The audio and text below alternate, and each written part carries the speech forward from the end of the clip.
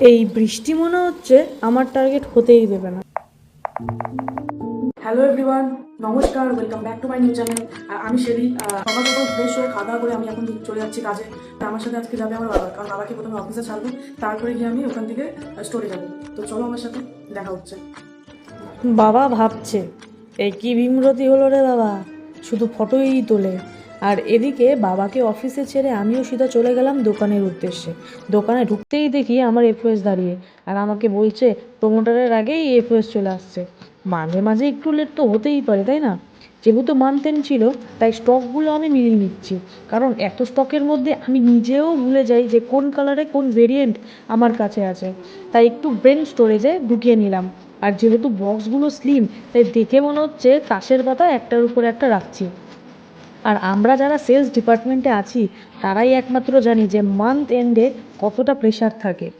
অনেকের ধারণা যে সেলসের টার্গেটের ব্যাপারটা এক্সট্রা টাকা মাত্র, করলে এক্সট্রা বোনাস আর না করলে কোনো ব্যাপার না, স্যালারি তো আসবেই। কিন্তু না, টার্গেট জিনিসটা হলো আমাদের মধ্যে সেলস ক্যাপাবিলিটিস কতটা, সেটা কোম্পানি দেখে। আর আমরা টার্গেট শুধু এক্সট্রা টাকার জন্য করি না, টার্গেটটা হলো আমাদের জন্য সার্ভাইভেল।